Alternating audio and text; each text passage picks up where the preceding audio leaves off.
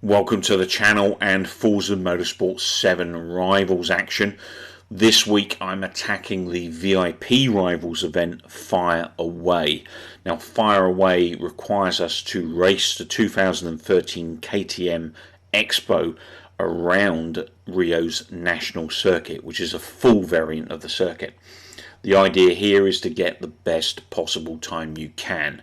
Now I don't like driving other people's tunes. I drive and create my own tunes. So this is going to be me racing the circuit for the third time now. Currently at 870th in the world out of 16,803 people. So I'm hoping to improve on that. I'm pretty confident I can. It's not going to be massive, but I'm going to get at least a second or so out of this. We'll see. But what I'll also do during the video, have a bit of a chat, look at the replay, see where I went wrong, and also I'll go through my final leaderboard time as well as the tune details of how I set my car up, just so those of you out there that are keen to learn how to tune in Forza Motorsport 7 can see how I do it. Anyway, hope you enjoy this. It's going to be pretty intense stuff. Okay, so this is lap 7 I'm going to be doing here. Now I'm not going to push this one all out on the first lap. I thought I'd show you the first lap for a change, so you can see, how I launch and stuff and how I drive in general. I'm going to be, I wouldn't say taking it easy, but I'm not going to be pushing this to the max because you're never going to get your best time on your first run. One, your tyres aren't warm, and two, you're not on a rolling start. The second lap is always going to be faster. Now, as I said, I've already driven this 6 times, so I've got quite a good feel for the circuit and my tune at this point, and I literally just made some new changes to my tune. Not major changes, just some minor ones. Now, caught the wall there, as you can see. I just pushed it that little bit harder than I could. Nearly did it again there. So I know next time I come around, I've got to back off just a little bit there. Got caught on the wall again there. I'm testing out a few little areas here and getting a feel for my changes, because this is the first time I've driven the current changes. Nearly hit the wall again there. I've lost my wind mirror along the way. And over these sections, you've got to be so careful on these curb sections. It's very easy to go dirty on those sections, and obviously if you get a dirty lap in Rivals, it's no good. You're not getting up the leaderboards. You've got to get a clean lap to compete against the rest of the competition. So now we're into attack mode. So I'm going to push this thing as hard as I can. Now I do have traction and stability turned off. I am driving automatic deliberately because I've tuned my car that way. This is actually quite a tough car to drive manual gear. I actually tried driving this tune manual and it's not a lot of fun at all, but in automatic it behaves like a dream.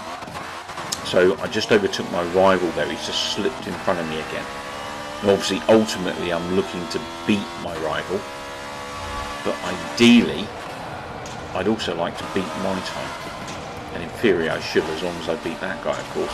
So I managed to keep a really tight line, lost the back end a little bit there as I went through, kept that quite nicely. Now this is dangerous because this next section launches you in the air. I managed to control it there just by rolling through a little bit. Slowed her down through these corners just so I can get ready to go through this curving section. He's overtaken me there. However, I managed to do quite a cheeky overcut. Lost control there for a few seconds. Oh my god.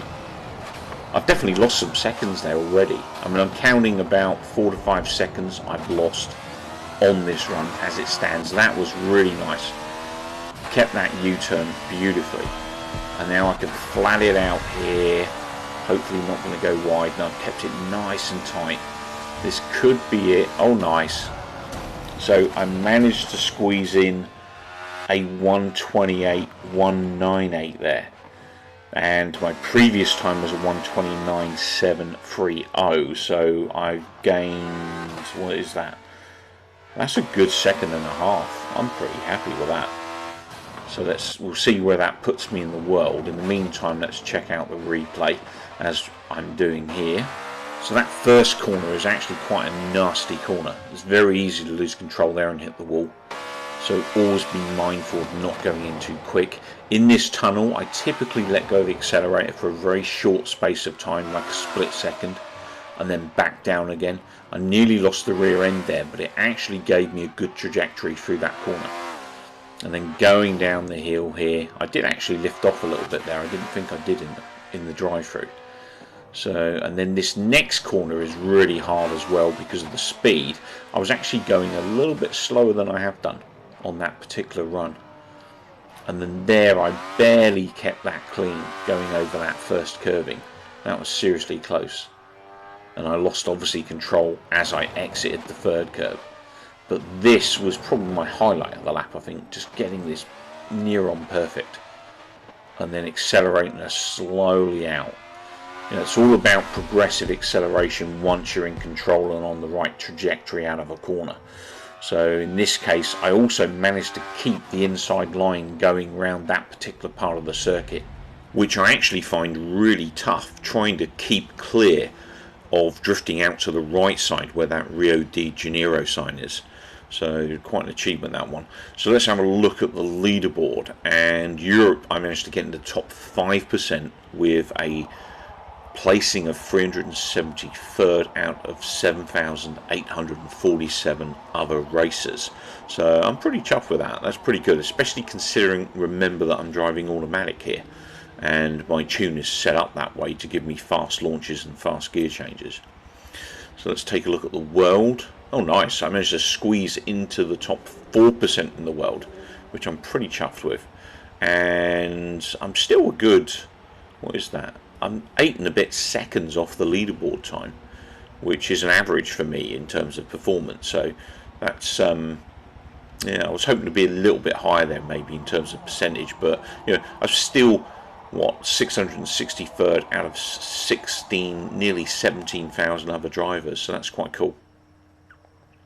So in terms of tune, 28 PSI on the tyres, that's what I'm running. I'm running that deliberately because it's a lower PSI and it gives me better grip on this surface, and I find it tends to work better. In terms of gearing, I changed the ratio, so you can see I've got a final drive there of 4.13. I have manually adjusted those individual gears as well, so the settings are there for those of you that want them, if you want to set up your own tune and tinker with it. In terms of alignment, I've got a minus 1.5 on the front, minus 1.3 on the rear. I always drop 2 on the rear of track toys. It's just something I found works for me.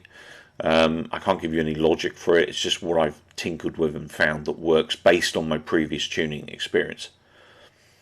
So in terms of, oh, I jumped the anti-roll bars. I'll go back to those in a minute. So in terms of springs, I'm running a front 257.1 and a rear 247. And again, I've actually minus 10 off of the rear just to balance things out a bit. Ride height, I dropped it down slightly for this run by 1. I was originally running a 3.4. I'm now running a 3.3 front and rear, which definitely felt a little bit tighter. In terms of anti-roll bars, I'm running a 10.7 stiffness versus a 9.01 stiffness on the rear. I did change that for the final run too. I was originally running 10.7 across the board, but dropping the rear by, you know, a whole digit, if you like, made a difference to the rear behavior, and it actually helped. So in terms of damping, the stiffness, I actually went up here. Normally I run an 11 stiffness across most of my tunes, as I find that works really well. In this case, I stiffened it up a little bit more. I went to 11.5 across the board, front and rear. In terms of bump stiffness, I ran my generic 1.8 to 2.0, so I actually pumped it up to 2.0 for this run, which worked nicely. And also for the downforce, I actually increased the front downforce to 290 for the final run, whilst pulling it back a little bit from the rear to 450. Now that gave me a little bit more rear freedom and allowed me to kind of punch it round corners a little bit easier.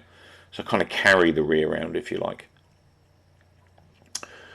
And then braking force. Didn't play with anything here other than the pressure. So I put the pressure up to 110% because I was actually finding it quite difficult to stop in this car because it's so damn quick. So that's why the brake pressure is where it's at. Obviously, you set up your own tune. You can mess with the brake pressure and see what works for you. For me, I was finding the 110 was necessary because 100 just wasn't doing it for me. I kept going into slides and stuff. So the final piece of the puzzle is orientated around wheel RPM, so revolutions per minute, and I typically will set 100% acceleration on the front and the rear, and deceleration between 30 to 45%. In this case, I was originally running 35%, and for the last run I changed it to 40%, and I definitely feel like I had better traction and less slip on the corners when accelerating out of them after slowing down. So I typically will use this section of the tuning puzzle to get a really quick launch out of my vehicle, along with obviously managing those gear ratios.